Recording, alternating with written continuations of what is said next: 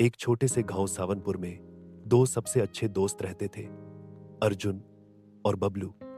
अर्जुन गांव के जमींदार का बेटा था, जबकि बबलू एक मामूली किसान का बेटा।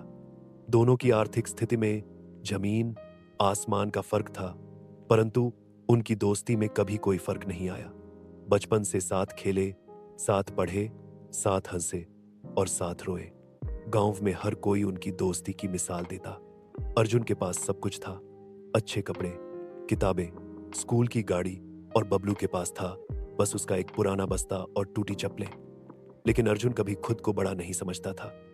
स्कूल में जब बबलू की फीस भरने में दिक्कत आती तो अर्जुन चुपचाप उसकी मदद कर देता। 10वीं के बाद अर्जुन के पिता ने उसे शहर भेज दिया पढ़ाई के लिए।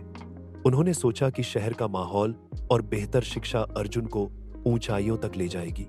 बबलू गांव में ही रह गया, क्योंकि उसके पिता की तबीयत खराब रहती थी और खेत संभालने वाला कोई नहीं था। दोनों का बिछड़ना आसान नहीं था। जाते समय अर्जुन ने बबलू से वादा किया, चाहे कुछ भी हो जाए, मैं तुम्हें कभी नहीं भूलूंगा। समय बीतता गया। अर्जुन ने शहर में कॉलेज ज्वाइन किया और अपनी मेहनत से इंजीनियर बन गया।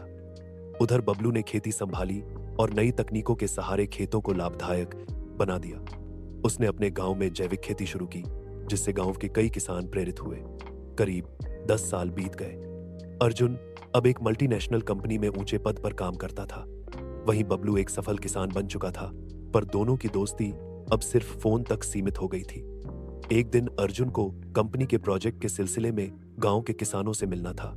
जब वह गांव पहुंचा तो उसे यकीन नहीं हुआ कि उसका पुराना दोस्त बबलू अब गांव का जाना माना किसान और समाजसेवी बन चुका है। उसने बबलू को गले लगाते हुए कहा, यार, तुम तो अब हमारे गांव का हीरो हो गए हो। एक दिन अर्जुन को कंपनी के प्रोजेक्ट के सिलसिले में गांव के किसानों से मिलना था।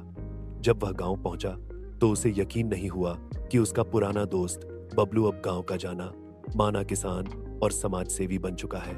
उसने बबलू को गले लगाते हुए कहा, यार, तुम तो अब हमारे गांव का हीरो हो गए हो। बबलू ने हंसते हुए जवाब दिया, और तू तो शहर का सितारा है, पर हमारी दोस्ती वहीं की वहीं है, बिल्कुल ज्यों की त्यों। कुछ ही महीनों बाद गांव में अकाल पड़ा।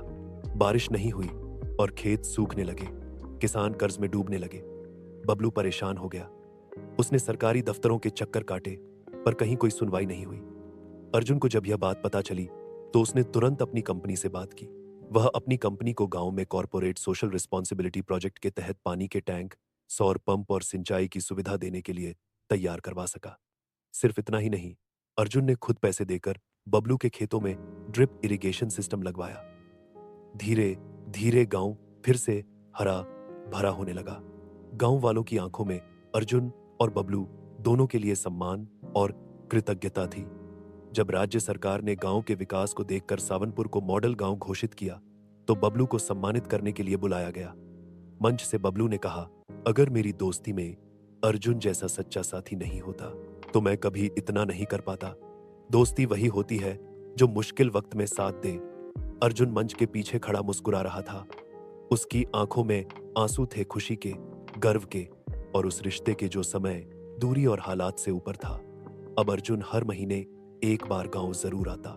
दोनों दोस्त मिलकर गांव के बच्चों के लिए एक स्कूल खोले, जहां शिक्षा और संस्कार दोनों दिए जाते थे। गांव की लड़कियों के लिए सिलाई केंद्र शुरू किया ताकि वे आत्मनिर्भर बन सके। आज सावनपुर एक सफल गांव है, जहां शिक्षा, स्वास्थ्य और खेती का बेहतरीन संगम है, और इसकी नींव रखी गई दो सच्चे दोस्तों की अटूट दोस्ती पर। सच्ची दोस्ती ना तो पैसे देखती है, ना हैसियत, ना दूरी और ना ही समय। वह बस दिलों को जोड़ती है। अर्जुन और बबलू की कहानी यही सिखाती है कि जब दिल से दिल जुड़े हो तो कोई भी राह मुश्किल नहीं होती।